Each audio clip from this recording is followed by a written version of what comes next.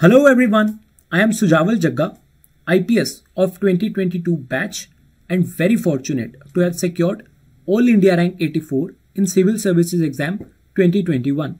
Before that, I had secured rank 7 in Punjab Civil Services exam and had been selected as an STM.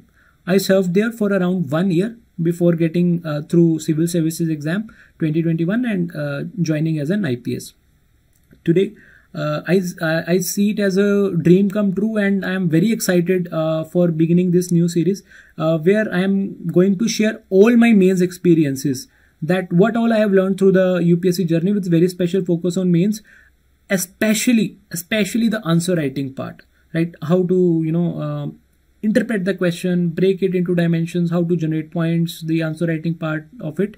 I myself faced a lot of problem in that aspect, and I would say that is how the life is, that today वो अगर struggle मैंने नहीं किया होता तो then it would not have been possible for me to share my experiences and help the other people who are facing this struggle, right? So let's begin. So this is again about me, but this does not show the complete picture. Having secured All India rank 84, missing IAS by couple of marks, and on the back of very successful and satisfying tenure I had in Punjab PCS. तो आई felt like कि यार ठीक है 2 number से ही तो रहा है तो एक बार और अटेम्प्ट दे लेते हैं, है ना. That is how the classical dilemma and जो लालच होता है. तो I again appeared in civil service exam 2022 despite getting almost equal और rather more marks in my GS optional and interview. ऐसे सिंगल हैंडेडली एंश्योर्ड कि मेरे को एक और अटेम्प्ट देना पड़े. ठीक है, तो मेरी रैंक 84 से 343 हुई. That's how UPSC is, and that is what I would say is a major learning for you people also, कि दिन भी चाहिए, किस्मत भी चाहिए, मेहनत तो करनी ही करनी है, राइट. तो so you can say in totality मेरे 4 मेंस हो गए यूपीएससी के 2021, 22 एंड ऑब्वियसली ये वाला 23 because since I was on extraordinary leave तो I could very easily write it. तो 4 मेंस ये हो गए Punjab PCS. In totality 5 mains out of which 3 successful mains. चौथे का रिजल्ट अभी आना है, होपफुली अच्छा ही आएगा. तो मेरे को लगता है कि यार आज की डेट में largely we have become very much focused on prelims, because जैसा 2023 का प्रीलिम्स आया, yes prelims is a hurdle, but मेरे को जो लगता है कि अल्टीमेट गेम मेंस की ही है, right. And one major reason, और I will say the one only reason for doing this series of video is gratitude. Whosoever I am, whatever the life I am enjoying today, that is only and only due to UPSC and this exam. तो उसी community, उसी ecosystem को I feel it is my utmost duty to give it back without having any other element attached to it in a very selfless manner. तो ये जो मेरी journey 3-4 साल की रही है, having been on the so called what you some might perceive as a topper and then obviously being an aspirant also, I feel I can understand both the sides of the table easily. तो I take this opportunity to share everything I have learned during this journey, specially for mains, with you people. ठीक है, जैसे एक वो coat है ना कि कुछ खूबसूरत रास्ते बिना गवाचिया नहीं लब्बे जा सकते, कि इन हिंदी और English it would mean that the very some of the very beautiful paths cannot be found without getting lost. तो वो है UPSC, that it will push you, it will punish you, it will make you feel insecure, it will give you a lot of troubles, but ultimately if everything goes well, it will reward you. So I have been fortunate to have been rewarded for that, and I want to give it everything I have to you people back. And before we begin, again obviously major thanks to Varun bhai for giving me this opportunity and his platform, the logistics support, the design support to prepare these sessions, and obviously for agreeing to share it on his platform for free. तो obviously कोई monetary element तो इसके लिए attached नहीं है, but then thanks to him for agreeing to this. तो इसमें हम cover क्या करेंगे, right? First simple सी चीज़ है कि मैंने मेंस 2023 लिखा, तो obviously having the experience of writing last 4 mains, I believe there are certain broad themes which get repeated, and there are certain trends which have started emerging from mains 2023 exams. So we will focus on that, and the most important thing, the fear of answer writing. I want कि ये जो 8-9 videos आप करने वाले हैं, जो sessions अपने करने वाले हैं, इससे द सीरियस एस्पायरेंट, उसका आंसर राइटिंग का इनर्शिया और फियर टूट जाए। सिंपल सी चीज है, today you have sufficient content to write answers not the but not the I will say enough sufficient है, but not कि the complete coverage is done. So that brings you the inertia of answer writing, and then you don't have the best answer, the evaluator. So what we will do is we will take the mains 2023 paper. I will break down the questions. I'll tell you कि मैंने question को कैसे सोचा, क्या answers लिखे, क्या मैं नहीं लिख पाया, what I didn't know, what I did right, what I think could have been done, all those things. And the best part is आप इसको यूपीएससी फॉर्मेट में ही करेंगे। अगर 10 मार्कर है तो मैं यूपीएससी की 2 शीट में ही आपको वो करके दिखाऊंगा, अगर 15 मार्कर है तो 3 शीट में करके दिखाऊंगा। Contrary to what the model answers we see, model answers are also important to enrich your content, but we will just restrict to actual real time simulation में क्या चीजें करी जा सकती है and what I did। ठीक है, तो तीसरी चीज will be using the frameworks for point generation. See, once you have adequate coverage of the syllabus of the questions, आपको एक चीज रियलाइज होनी शुरू हो जाएगी कि यार चीजें रिपीट हो रही हैं। हर क्वेश्चन का सिमिलर, हर मतलब ब्रॉडली थीम के अंदर जो क्वेश्चंस आ रहे हैं ना, उनके आंसर लार्जली सिमिलर ही होंगे, है ना। For instance, if I have to see कि मेरे इंफ्रास्ट्रक्चर में क्या प्रॉब्लम है, मेरी रोड में क्या प्रॉब्लम है, रेलवे में क्या प्रॉब्लम है, या मेरी गवर्नेंस में क्या प्रॉब्लम है, हेल्थ एजुकेशन में क्या प्रॉब्लम है, broadly you will see finance की शॉर्टेज हर जगह है, फंक्शनरीज की शॉर्टेज हर जगह है, स्किल की शॉर्टेज हर जगह है, कोऑर्डिनेशन का इशू हर जगह ही है, सेफ्टी की प्रॉब्लम मेरे इंफ्रास्ट्रक्चर में ऑलमोस्ट हर जगह ही है। तो when you start connecting the dots, you will realize कि यार कुछ ना सेट पैरामीटर्स हैं, अगर मैं उनके बेस पे क्वेश्चन का आंसर सोचना शुरू करूंगा ना, I will get a lot of points. And sometimes you get bouncers in the question, जो बिल्कुल नहीं आपको पता होता कि यार इसका आंसर क्या बनाना है। वहां पे अपने फ्रेमवर्क बड़े हेल्प करेंगे। मैं आपको 2-3 फ्रेमवर्क फॉर एन एग्जांपल आगे करके भी दिखाऊंगा कि यार ये फ्रेमवर्क होती क्या चीज है, and I have seen lot of toppers doing that. तो and it is very easy to apply also, we will see that. Then is the PYQ heat maps. जितने भी PYQ आए हैं उनको थीम वाइज सेग्रीगेट करके एक ही A4 page पे colour wise उसकी कोडिंग करके, जो मैंने GS3 बूट कैम्प में भी GS3 के शेयर किए थे, we will talk about those PYQ heat maps also.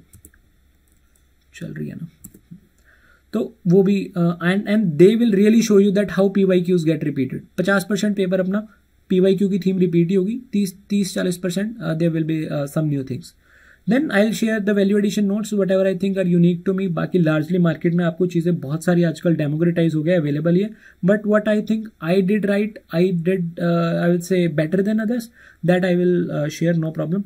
Then the way forward, what you people can have a broad 6 to 7 month strategy from today, and then the doubt session. Simple सी चीज़ है, you watch these sessions. यहाँ पे अपना बहुत ज़्यादा two way interaction नहीं हो पाएगा, जहाँ पे मैं ब्रेनस्टॉर्मिंग करने को आपको बोलूँगा वहीं पे 2-वे सेशन होगा। बट उसके beyond if you have any doubts, there will you if you want to ask me things, we will see that we will organize a Zoom session. और अगर एक्चुअल में सीरियस एस्पायरेंट होंगे ना, मेरे को problem नहीं है 1 घंटा बात करने में, 2 घंटे बात करने में, 4 घंटे का सेशन लेने में, 6 घंटे का सेशन लेने में। बस सीरियस एस्पायरेंट हो, एक्चुअल में हेल्प चाहिए हो, भाई जो कुछ पूछना है आप पूछो। There will be very candid and honest conversation on this. तो जितना पूछना चाहो आप पूछ सकते हो, अपने को कोई दिक्कत नहीं है, बस मेहनत करो और पढ़ाई करो। ठीक है, ये अपना स्केड्यूल होगा ब्रॉडली। 18 को आज अपना ये इंट्रोडक्टरी या ब्रॉड ओवरव्यू वाला सेशन आ जाएगा, and this is how we will proceed. Will have 3 sessions for GS2, couple of sessions for GS3 and 4, and the last session for GS1।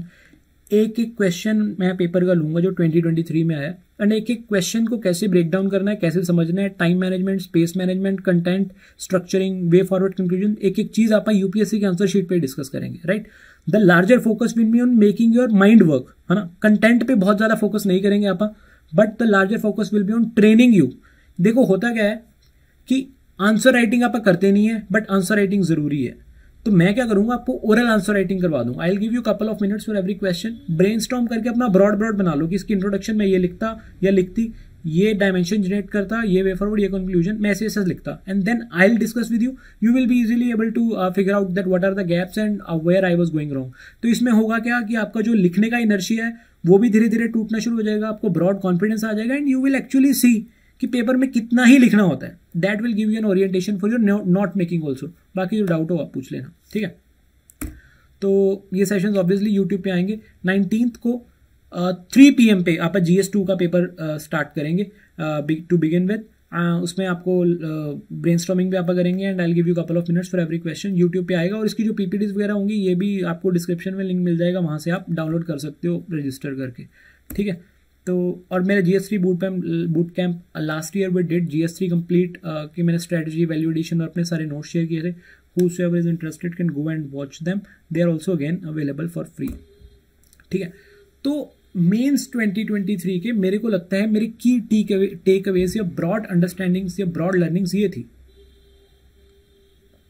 ठीक है यार। पहली बात तो इतना समझ लो कि अपने को लगता है कि आज तक PYQ की थीम्स रिपीट हुई हैं, आगे से नहीं होंगी, है ना।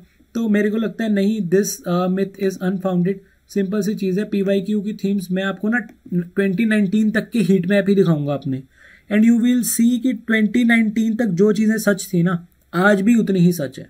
PYQ is your gold mine, previous year questions is your gold mine, please do not ignore them. जितना अच्छे से प्रीलिम्स के लिए फिर भी to an extent they are less important, but mains में वही थीम्स रिपीट होनी है। I will show you in each and every subject, right. इस साल भी वही हुआ है।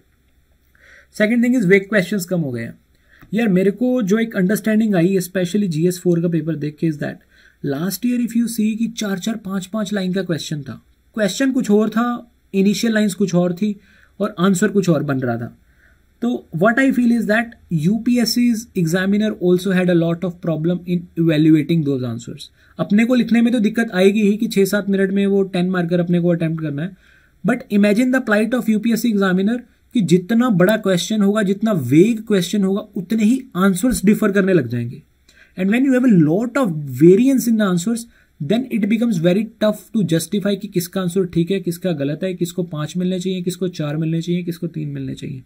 सो from that I see that UPSC has become more objective in mains this time. आप एथिक्स के पेपर देखोगे तो बिल्कुल ही स्ट्रेट फॉरवर्ड पेपर हो गया। If you know it you know it, you don't know you don't know. इधर उधर का ज्ञान लिख के आप नंबर नहीं ले सकते। तो that is a good news. If you are actually well prepared, if you are actually you know the your stuff, then you will get more marks. Last year थोड़ा सा सब्जेक्टिविटी का एलिमेंट बढ़ गया था, बहुत वीक क्वेश्चन आने लग गए थे, अब की बार वो कम हो गए। तीसरी एक जो इमरजेंट थीम आई है, this is again super important. ये सिर्फ अभी तक GS1 में रेस्ट्रिक्टेड है, बट GS2-3 में भी आप देखोगे नेक्स्ट ईयर ये चीज आपको दिखनी शुरू हो जाएगी। सो यू सी दैट जो आज का अपना करिकुलम है या जो आज अपने पेपर हो रहे हैं, that pattern was introduced in 2013. Having introduced the pattern in 2013, आज UPSC उसके 10 मेंस करवा चुका है 2022 तक।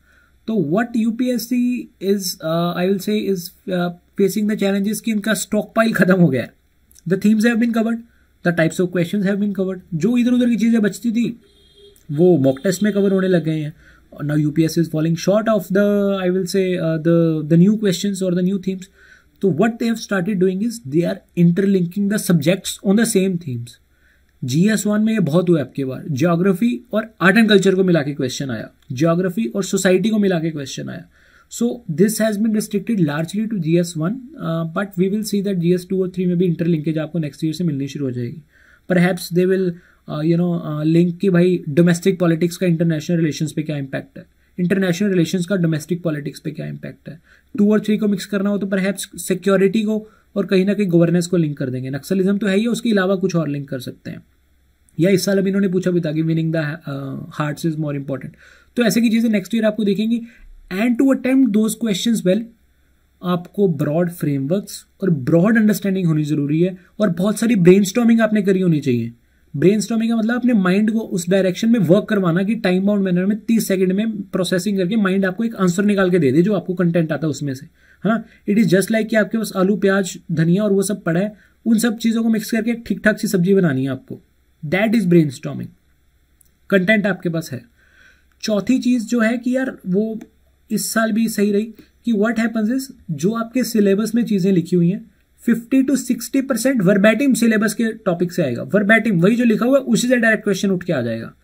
20 to 30% अप्लाइड आएगा कि थोड़ा उसकी एप्लीकेशन पूछ ली, करंट अफेयर से लिंक कर दिया, किसी और सब्जेक्ट से लिंक कर दिया। एंड 10 to 20% यानी कि 3 से 4 क्वेश्चन होंगे टफ, या बाउंसर बोल लो उसे, या वेग बोल लो, सब्जेक्टिव बोल लो। लार्जली बच्चों को वो आंसर नहीं आते होंगे।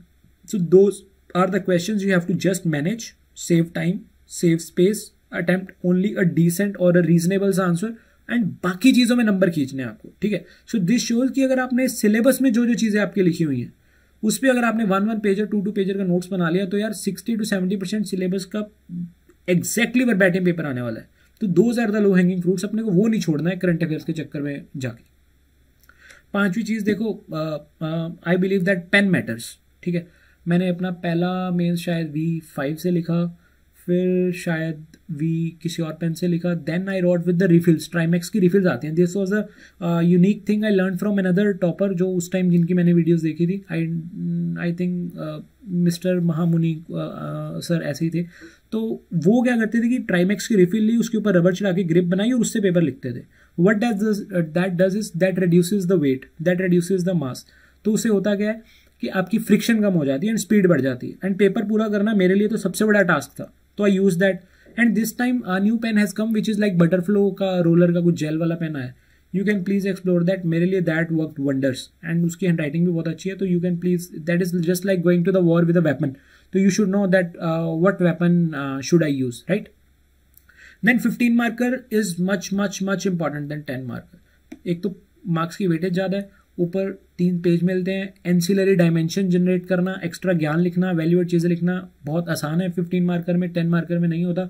And when the time is short तब आप 10 मार्कर लिख लोगे तो कवर हो जाएगा, 15 मार्कर नहीं होगा। तो 15 मार्कर को थोड़ी सी ज़्यादा इज्जत दो, बिकॉज एग्जामिनर को भी आउट ऑफ 10 गिविंग 5.5 और 6 is tough, but out of 15 7-8 number 8.5 number देने में कोई दिक्कत नहीं होगी उसे। So that is the mindset aspect also. And then framework works wonders. मतलब आई फेल्ट लाइक कि having a framework gives you very broad perspective of the question, है ना। आप सिर्फ आपको फैक्ट नहीं रटने पड़ते, आपने कोई भी क्वेश्चन आपके पास आ जाए ना, आप उसका ठीक ठाक से आंसर लिख लोगे। आई will discuss about this in the next slides, ठीक है। तो अब बात करते हैं आप GS2 की, है ना। Let's start with GS2, then will go to GS3, then GS4 and then I'll come to GS1 largely because GS1 largely static होता है, तो उसको आप एंड पे लेंगे। तो if we see the 2023 paper, this is the marks segregation। वही pattern के हिसाब से पॉलिटीज 110 120 की आती है, 115 आया। IR is constant at 50 marks for like all the 8 to 9 years, again 50 marks, and then social justice and governance 85 marks, and that has been fairly consistent, बहुत ज़्यादा चेंज नहीं है इसमें। So now what is constant in the GS2 compared to the previous years? Vague questions in governance and social justice, 2-3 question आते होते हैं, they continued, है ना। For example, they asked about what is the role of civil society organizations in the increased participation of women in legislative assemblies। मतलब civil society organisation का women की participation legislative assemblies में क्या role है, very tough question, ठीक है। और vulnerable section और डेवलपमेंट के रिलेटेड भी कोरिलेशन में आया था, तो अगेन आई विल से very weak and subjective question. Polity की अगर मैं बात करूं, द फेयरली एग्जिस्टिंग ट्रेंड कि एक आधा क्वेश्चन 2 क्वेश्चन जो 2021 से ट्रेंड शुरू है कि सुप्रीम कोर्ट की वर्डिक्ट से पूछेंगे, अगेन गॉट रिपीटेड। 1-2 पार्लियामेंट से, एक आधा स्टैट्यूटरी या दूसरी बॉडी से, कॉन्स्टिट्यूशनल बॉडी से वही आया, एक आधा इलेक्शन से दिस टाइम नहीं आया, एंड वही लोकल बॉडी से एक क्वेश्चन आता है, तीसरा क्वेश्चन गॉट रिपीटेड, ठीक है। तो पॉलिटी का पहले मैं आपको हीट मैप दिखा देता हूँ, एक बार शांति से इसको देखो। The colour has no significance except that कि जो सेम थीम से क्वेश्चन आए हैं वो सेम कलर में मैंने कवर किए हुए हैं।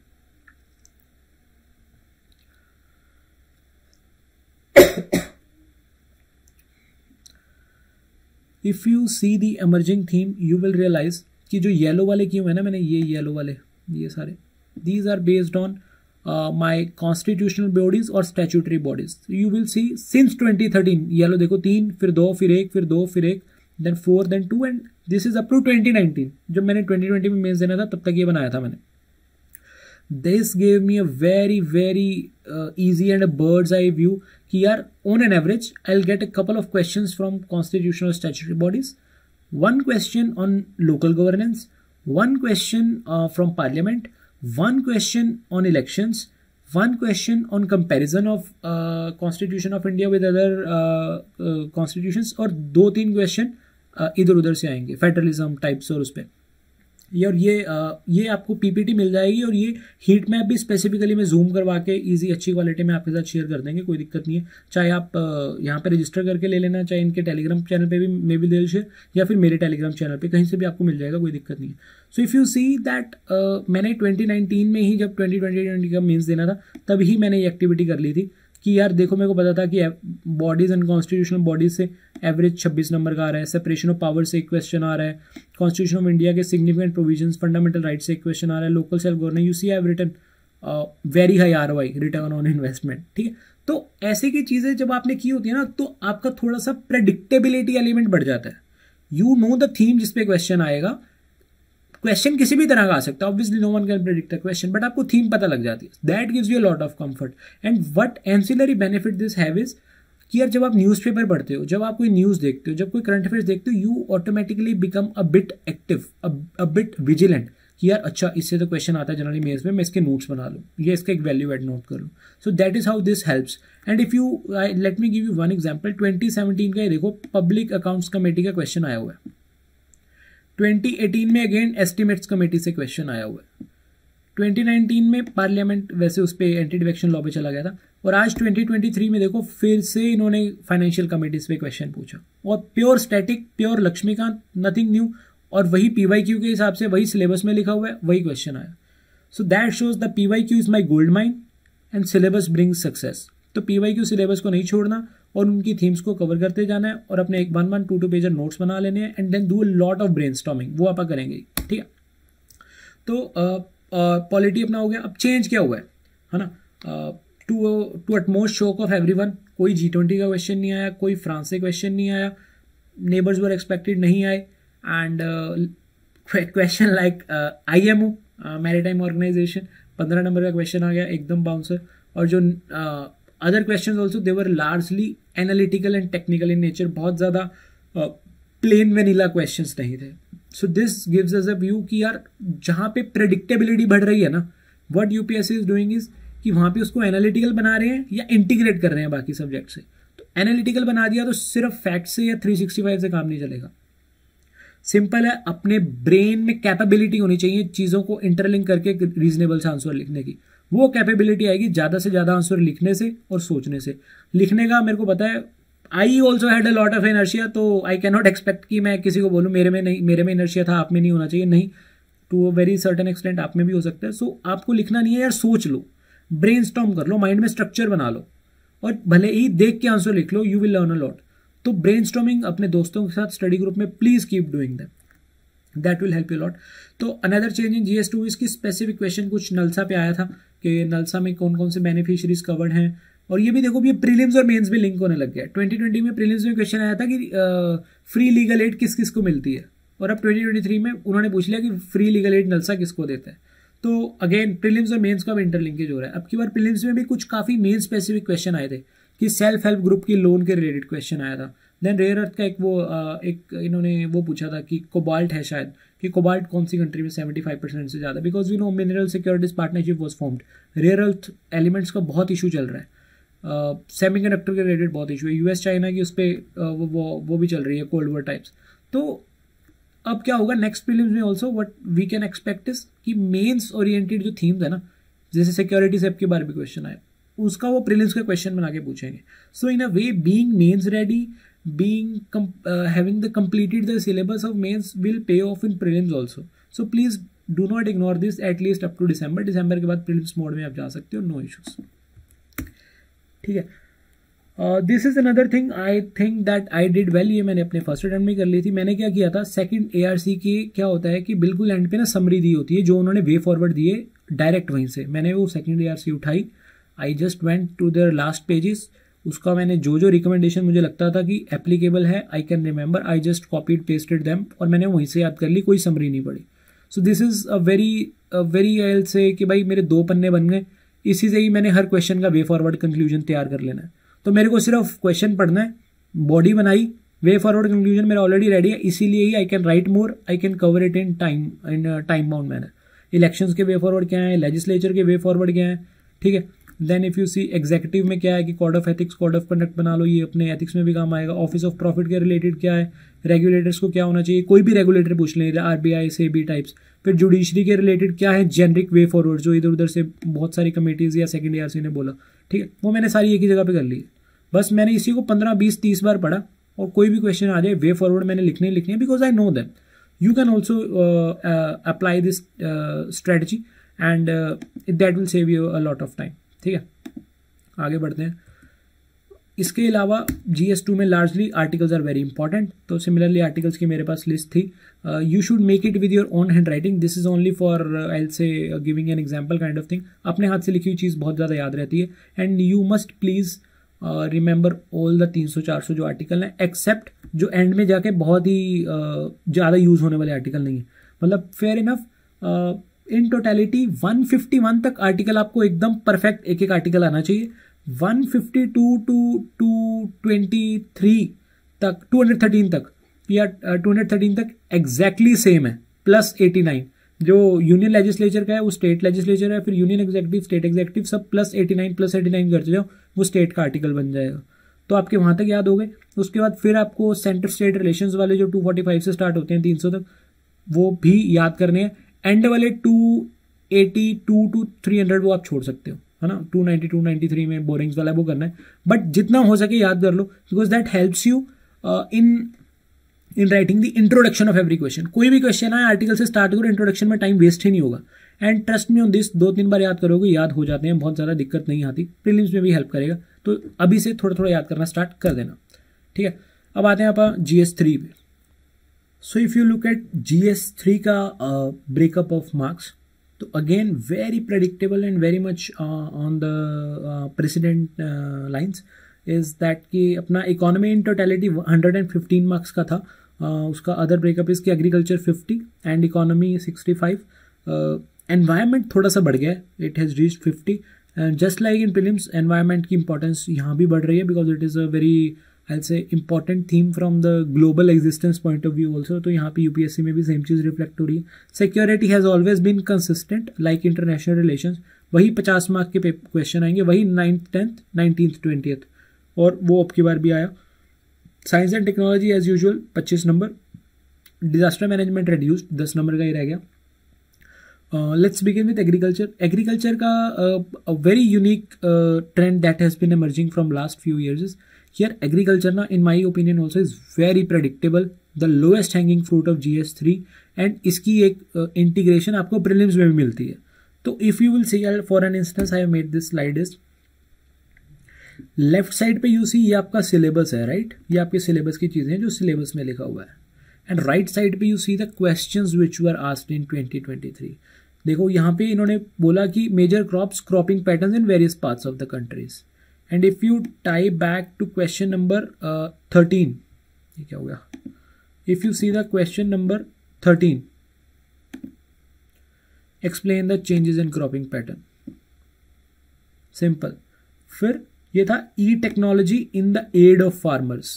क्वेश्चन नंबर 3 देखो, how does E technology help farmers in production and marketing. एकदम वर्बैटिम यार। अगर अब आप ये वाली एंसिलरी टॉपिक है, ठीक है, ये जनरली आपको प्रीलिम्स पर्सपेक्टिव से आप नहीं तैयार करती टेक्नोलॉजी, मेंस में भी नोट्स में कहीं जनरली नहीं मिलता, बट भाई UPSC ने सिलेबस में दिया तो उसकी इज्जत करो, उस पर एक पन्ने का नोट बना लो। एंड दैट इज हाउ, अगर किसी ने सिलेबस के पर्सपेक्टिव से प्रिपरेशन करी है, इट हेल्प्स डायरेक्ट 10 नंबर। ठीक है, फिर ये देखो issues related to direct and indirect farm subsidies, ये मैंने GS3 बूट कैम्प में भी ये चीज करवाई थी। सीधा क्वेश्चन आया, what are the direct and indirect subsidies provided, and trust me on this, किसी मॉक टेस्ट में as far as I know कभी किसी ने क्वेश्चन नहीं पूछा डायरेक्ट इनडायरेक्ट सब्सिडीज में क्या डिफरेंस होता है and what are the issues related to them. ठीक है, WTO में जनरली पूछ लेते हैं, WTO का वाला क्वेश्चन आ जाता है, but this was the least expected, but via land reform से जनरली आता है, तो again that theme got repeated कि objectives and measures of land reforms.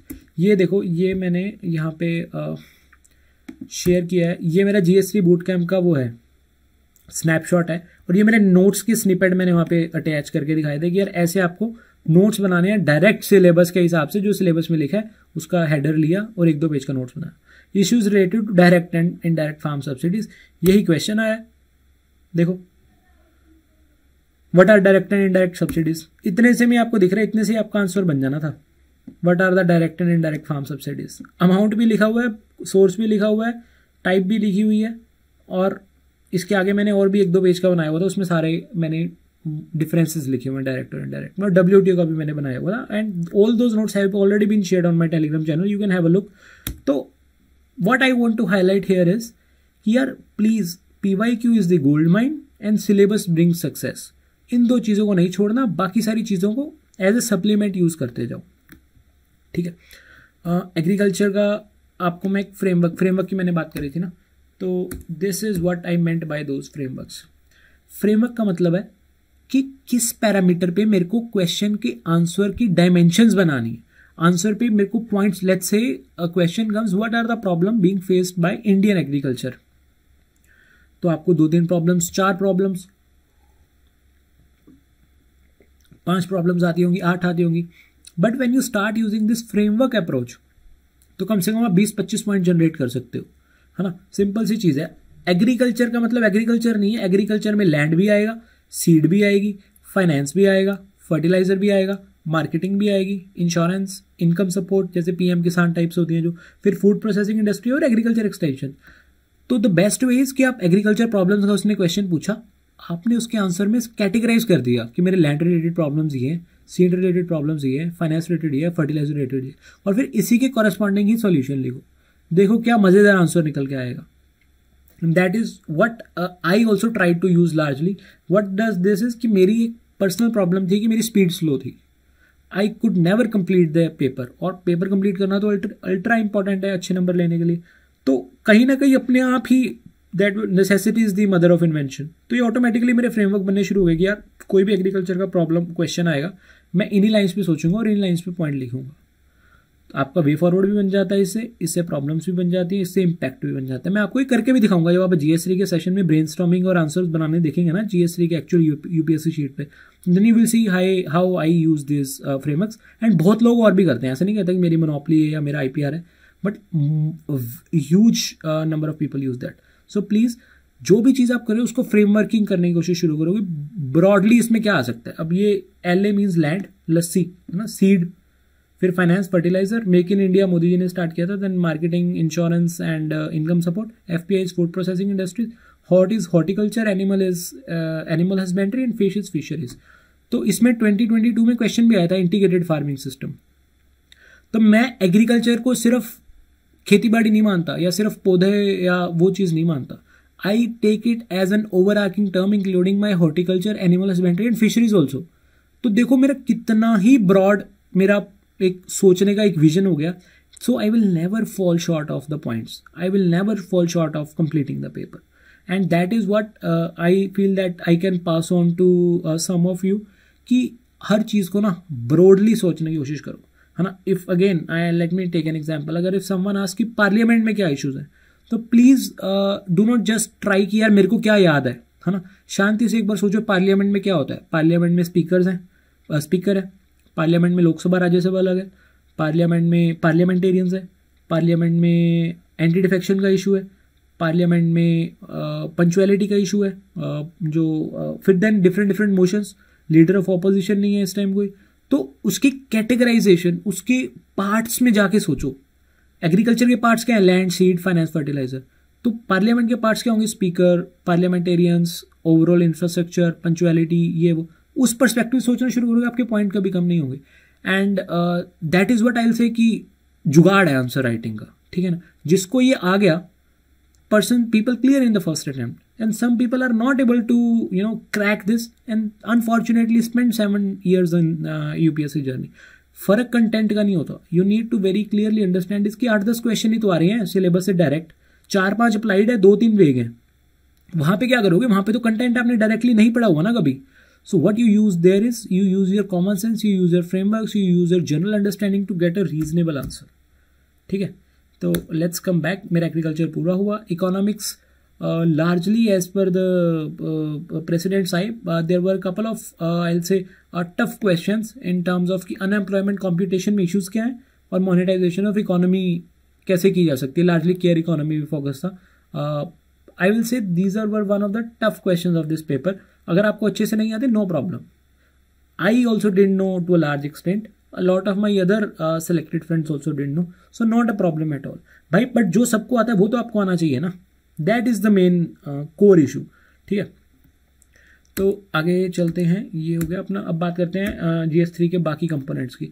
Security में I told you 9, 10, 19, 20 4 question 50 number security से आता है. This year again conventional terrorism मेरे सिलेबस में लिखा हुआ आया. Drones much much much expected. हर कोचिंग इंस्टीट्यूट के आपको मॉक में आपको ड्रोन्स पे क्वेश्चन मिल जाएगा. Again very much expected. एक थोड़ा सा अजीब सा क्वेश्चन आया. No money for terror conference का ऑब्जेक्टिव और एम पूछा उन्होंने. इस पे ज्ञान ही लिखना था. Just think very logically. No money for terror conference हो रही है, उसका ऑब्जेक्टिव क्या होगा? टेरर फाइनेंसिंग रोकना, मनी लॉन्ड्रिंग रोकना, KYC स्ट्रेंथन करना, इंटर कंट्री कोऑर्डिनेशन इंप्रूव करना, टेक्नोलॉजी के यूज करना, ब्लॉकचेन के अगेंस्ट एक्ट करना, बिटकॉइन के अगेंस्ट एक्ट करना, जो फाइनेंशियल एसेट्स पड़ी हैं उन्हें फ्रीज करना, इंक्रीज्ड ज्यूरिसडिक्शन ऑफ FATF. ये सब चीजें तो बात हुई होंगी, है ना. और क्या हुआ होगा वो लिख दो बस आप. एंड वही लिखते हैं सब लोग. ऐसा नहीं है कि no money for terror conference कोई पढ़ के जाता है और वहां पे वो लिख देता है. नहीं, you just write the logical points and they are true. समझो, ह्यूमैनिटीज का यही एक एल से प्रोज में भी आता है और कॉन्स में भी आता है कि ये ग्रे एरिया है यार, ये गलत भी नहीं है और ये सही भी नहीं है, तो आपको एक एवरेज नंबर मिल जाते हैं and that is good enough. ठीक है. एक क्वेश्चन आया था कि how the armed forces can win hearts and minds of people. मेरे को लगता है ये question that was a very much favouring the जो वेटरन्स हैं, जो तीसरा चौथा पांचवा मेंस लिख रहे हैं, बिकॉज 2020 में भी similar question came. And this question में लार्जली आपको जो गवर्नमेंट डेवलपमेंट स्कीम्स कर रही है ना, जो भी आप एक एक्सपेक्ट कर सकते हो, वो सारी चीजें लिख देनी है आपको. ऑपरेशन सद्भावना है ना. आर्म्ड फोर्सेस दिल दिमाग कैसे जीत सकती हैं लोगों का? उनके ग्रीवेंस सुन लो, उनसे प्यार से बात कर लो, उनकी डेवलपमेंट में हेल्प कर दो. कोई बीमार है उसे हॉस्पिटल ले जाओ. अपने आर्मी हॉस्पिटल में कुछ लोकल पब्लिक के लोगों को आने की परमिशन दे दो या उनका इमरजेंसी ट्रीटमेंट दे दो. डिजास्टर मैनेजमेंट में अच्छे से लोगों की सपोर्ट कर दो. सोशल मीडिया मैनेजमेंट अच्छे से करो. रेडिकलाइज पीपल को प्यार मोहब्बत से उस तरीके से बाहर लेके आओ. लोकल कम्युनिटी से इंटरेक्ट करो. शादी वादी में थोड़ा उनके हेल्प करो और वो सब चीज़ें, वही लॉजिकल चीज़ें. And these are the things the forces do. बस वहाँ पे बस ओपन माइंड लेके आपको लिखना था और कुछ भी नहीं है. Right. Environment as I said and I think this expect this to be new normal. आपको environment 40 to 50 marks you will see that अब ये एक नया ट्रेंड ही बन जाएगा कि आएगा, for the very simple reason because environment is becoming very important. Prelims में 20 to 23 क्वेश्चंस एनवायरमेंट से आते हैं और यहाँ पे भी यू कैन एक्सपेक्ट कि अगेन मेरा GS3 का 20% एनवायरमेंट से आ जाएगा.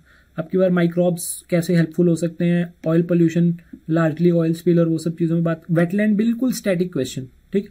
और सी लेवल चेंज से क्या इंपैक्ट होगा. पिछले साल शायद कोस्टल इरोजन था, अब की बार सी लेवल चेंज था.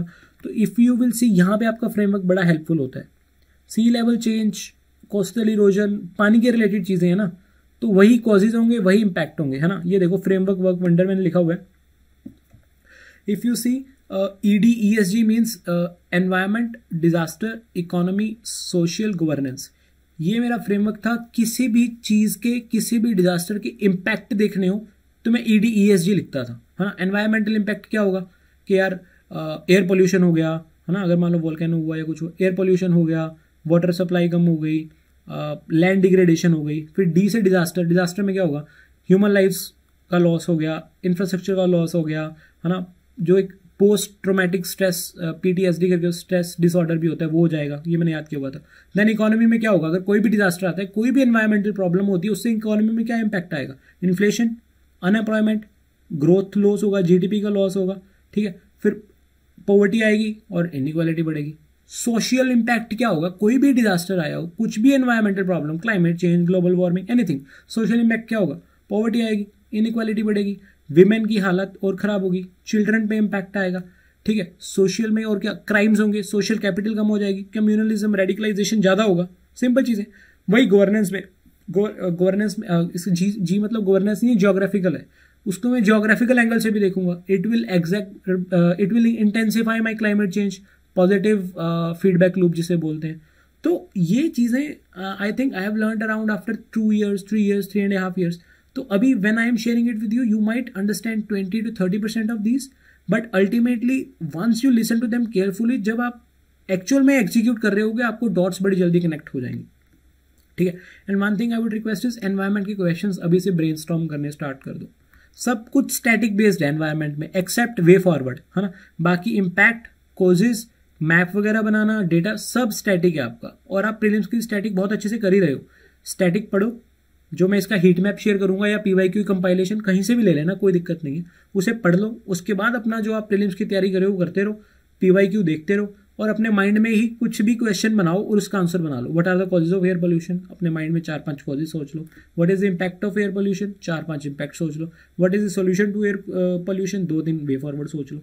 बस that's how you keep covering the thing. अपने माइंड में ब्रेनस्टॉर्मिंग करते रहो या स्क्रिबल कर लो कॉपी पे, पूरा आंसर लिखने की जरूरत नहीं है, but just start this exercise, you see it will work wonders, ठीक है। साइंस एंड टेक्नोलॉजी रिलेटिवली काफ़ी आसान था, आपके बार एआई पे एक्सपेक्टेड था, एआई पे क्वेश्चन आया, और एक आधा क्वेश्चन और आया था। बहुत ज़्यादा जो पिछले साल में ब्लू एलईडी और WHO एयर स्टैंडर्ड्स और S400 के कंपैरिजन वाले क्वेश्चन आए, those were really subjective and tough, but आपकी बार काफ़ी आसान था। Mains 365 and if you have frameworks more than enough, कोई दिक्कत नहीं है। डिजास्टर मैनेजमेंट एक ही क्वेश्चन आया था, कोई दिक्कत नहीं है। So we are done with GS2 and GS3. Now let's focus on GS4. To my mind, this is the best paper. Simple reason is यहाँ पे 140 तक भी आते हैं. On the contrary, GS1 में hardly someone goes beyond 120. GS2 में भी आप 130 plus hardly a couple of people, 3 people, 5 people. GS3 में तो भाई 100 के ऊपर ही नहीं जाते हैं, है ना. Hardly couple of people or 5 people getting around 105, 108. That's it. GS4 जितने भी लोग अच्छे नंबर ले रहे हैं, GS4 में एक्स्ट्रा फोकस कर रहे हैं, because GS4 gives you around 140, और नंबर तो नंबर ही है ना, एक नंबर तो एक नंबर ही है. GS3 में you give your best performance, you get 108. GS4 में you give your best performance, you get perhaps 140, 145. तो GS4 can not be ignored.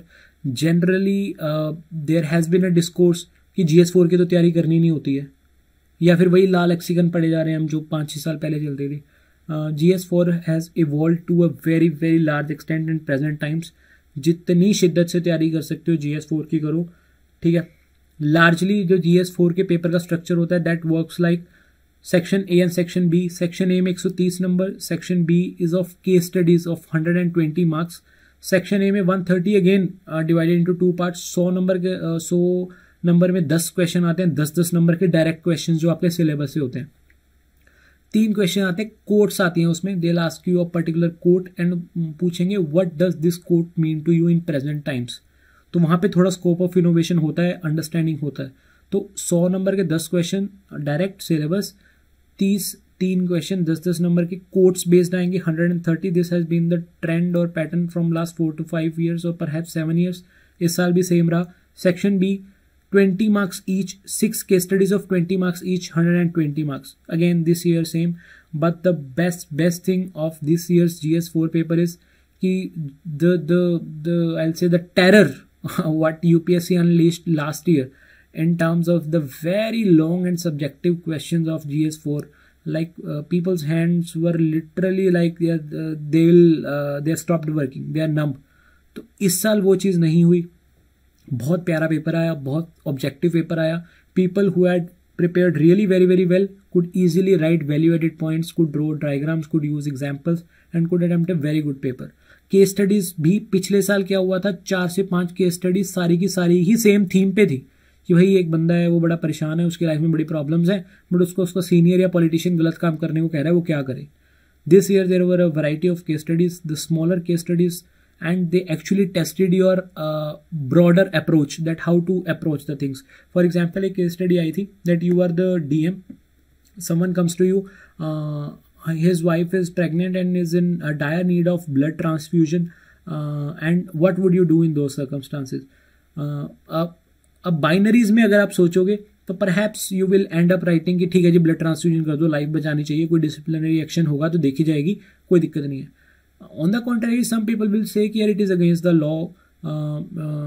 अगर वो हॉस्पिटल में नहीं है, मैं एज ए DM क्यों उसे अपनी सिरदर्दी लूँ, मैं अपनी पोजीशन क्यों ख़राब करूँ, मैं रिस्क क्यों लूँ.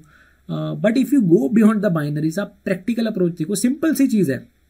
उसके स्टडीज़ में मैंशन भी थी ये चीज़ कि यार मेरे पास ब्लड ग्रुप की टेस्ट वाली किट्स भी हैं और एक दो किट्स और भी हैं, तो यू हैव टू राइट कि यार पहले मैं उसको ब्लड ग्रुप टेस्ट करूंगा, उसके मैं एक there has to be compatibility between the donor and the donee, तो उसको टेस्ट करने में मेरे को इंफ्रास्ट्रक्चर चाहिए, टाइम चाहिए, कोई ब्लड डोनेट करने वाला भी चाहिए, कोई ब्लड डोनेट करेगा उसके लिए भी तो 3-4 घंटे लग जाएंगे, वहां से डोनेट होगा और फिर वहां से उसको ट्रांसफ्यूज करेंगे, तो वो सारा प्रोसेस करने में टाइम लगना ही है. That is initial inherently my goal और my ends is to save her life, but I may end up actually taking her life if that is not done with the scientific approach. तो I have to ensure कि मैं उसको hospital लेके जाऊं, but in the meantime I can also take a medical और an expert opinion. तो ऐसे की चीजें करके लिखनी थी. ये एक्चुअल में थोड़ी आपको ये सिचुएशन आ गई है.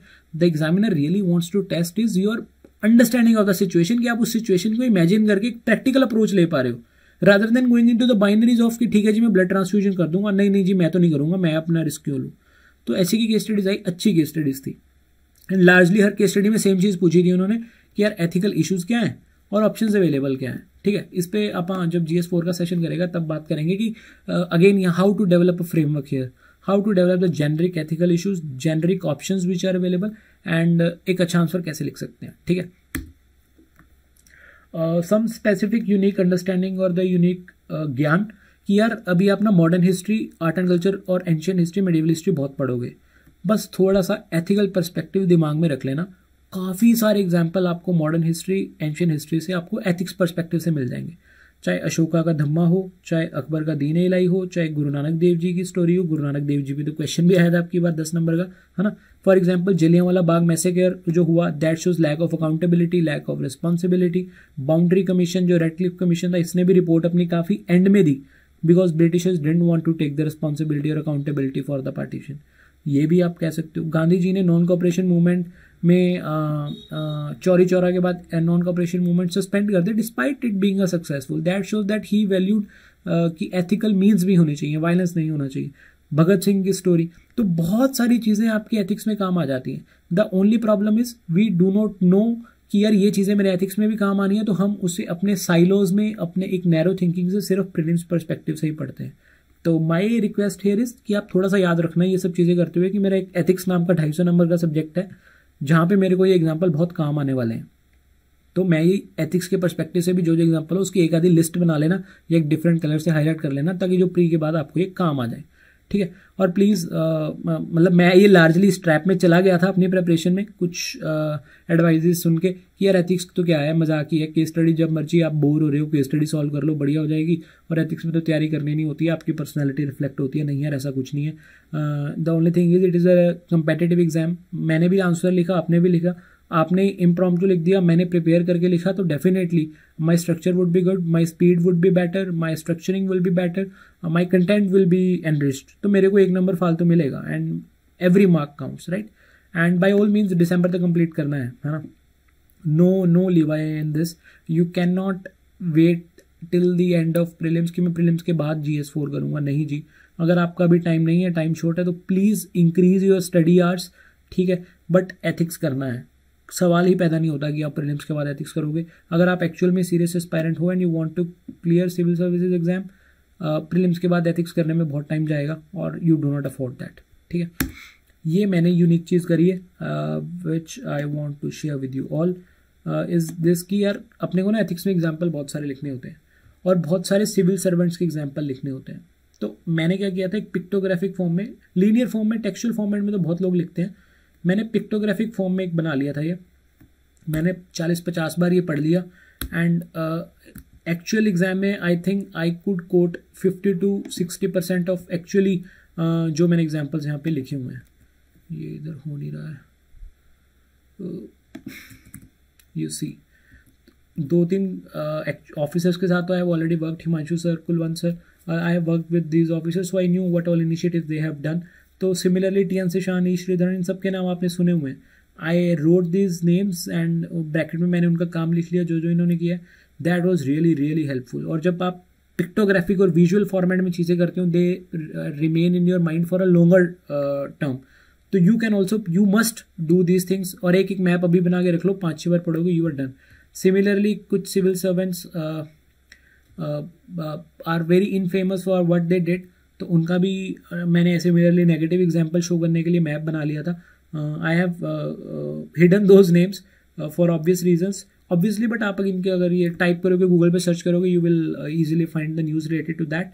बट ये वाला एग्जाम्पल भी इक्वली इंपॉर्टेंट है because you have to show the contrast. Sometimes you have to show how not following the ethical path can lead you to a problem. ठीक है, तो ये वाली चीज़ भाई जरूर करना है. ये मेरे को लगता है कि ये मैं अच्छी चीज़ हो गई थी मेरे से अपने आप, पता नहीं कैसे होगी, but I ended up doing them. तो आप भी करना. ठीक है, चलो जी, GS4 भी हो गया. Now we have come to GS1. ठीक है, GS1 I'll say the most content heavy paper, heaviest paper in terms of content. बहुत ज़्यादा वैल्यू एड का स्कोप नहीं है. जितना आपको कंटेंट अच्छा आता है you can score better marks here. The very consistent pattern of previous years and also the 2023 paper is 100 number की geography, around 75 marks for society, 40 marks for art and culture, 25 for modern history and 10 number का world history से आ जाता है या post independence से आ जाता है या फिर मॉडर्न हिस्ट्री और वर्ल्ड हिस्ट्री को मिक्स करके आ जाता है. This was the pattern for 2023 and for the previous 5 to 7 years this pattern has been consistent. Around 100 marks for geography, 75 for society and बाकी एंसिलरी सब्जेक्ट्स के. One emerging theme of GS1 which I discussed earlier also was cross integration. मतलब integration होने लग गई है different subjects की. For example they asked, first question ही था शायद, impact of geography on development of ancient India. अब जियोग्राफी का इम्पैक्ट और हिस्ट्री से लिंक कर दिया. Then second question was impact of Purvaiya on cultural ethics. Cultural ethos of ethics नहीं है, इथोस है, cultural ethos of the region जहाँ पे बिहार की बात हुई थी शायद. तो यू सी कि इन्होंने पुरवैया इज अ जियोग्राफिकल टर्म और is a geographical concept of कि मानसून क्योंकि वहाँ से ईस्ट से आता है, उसको एथिक्स के साथ, एथिक्स कह रहा हूँ, वहाँ के इथोस और कल्चर के साथ लिंक कर दिया. ठीक है, and that is what I can feel कि यार this theme will get expanded to GS2 GS3 for the simple reason UPSC के पास क्वेश्चंस खत्म हो गए हैं एंड उनको सिलेबस से ही पूछने हैं 50 to 60% questions and they cannot repeat the verbatim question. So what they will do is they will integrate the different subjects and to tackle them all you need is more and more answer writing and more brainstorming. Answer writing में time ज़्यादा लगता है, inertia ज़्यादा है. भाई brainstorming कर लो, जितना सोच सकते हो एक स्टडी ग्रुप में डिस्कस कर सकते हो, प्लीज़ डू इट. ठीक है, ज्योग्राफी में I like to share my heat map, है ना. ये मेरा PYQ का जो मैंने आपसे पॉलिटी का भी शेयर किया था. Similarly I had made up to 2019. If you want, I can update it up to 2022 या 2023 and share it with you. I don't have any problem. But what I want to convey here is कि 2019 तक का analysis आज 2023 में भी equally true है. आज भी वही क्वेश्चन आ रहे हैं. ठीक है, सिंपल देखो, if you very clearly see blue colour देखो, इसमें ब्लू कलर हर साल 2 से 3 क्वेश्चन है. 2 से 3, 1 2 3, है ना. ये देखो 1 2 3 4 1 2 1. ब्लू इज की जो ओशियन या वाटर रिलेटेड क्वेश्चंस आए, इस साल भी वाटर स्कार्सिटी पे क्वेश्चन आया. ठीक है, जो आपकी मेटेओरोलॉजी है या आपका जो क्लाइमेट और वेदर वाली चीज़ें, उससे भी एक क्वेश्चन जनरली आता रहा है. इफ़ यू सी हियर, अब की बार भी ये पुरवैया वाला क्वेश्चन आया और 2022 में ओशियन करंट से आया था. ये आप जब शांति से बैठ को इसको पढ़ोगे यू विल रियलाइज कि भाई PYQ की थीम तो रिपीट ही हो रही है. सो ज्योग्राफी जितना अच्छे से कर लोगे PYQ के हिसाब से. And one suggestion here is कि ना यहाँ पे जितने आप मॉडल आंसर्स पढ़ सकते हो, this time I did this activity, है ना, कि मैंने क्या किया, 2-3 जो बढ़िया कोचिंग इंस्टीट्यूट हैं उनके जो मॉडल टेस्ट हैं वो उठाए, उनके सॉल्यूशन उठाए एंड क्वेश्चन पढ़ा. 2 मिनट ब्रेनस्टॉर्मिंग करी अपने माइंड में, उसका मॉडल आंसर पढ़ लिया. आई विल नो कि अच्छा क्या क्या मैंने मिस किया, उसे मैंने हाईलाइट कर लिया, 2-3 बार रिवाइज कर लिया. To be very specific, forum के जो MGP के सॉल्यूशंस हैं, है ना, personally I believe they are really great. आपको अगर बाय नहीं करने कोई दिक्कत नहीं है, मार्केट में मिल जाएंगे यार 100-200 रुपये में, वहाँ से देख लो. बट उनके solutions is like the best. Please have a look on them for all the papers.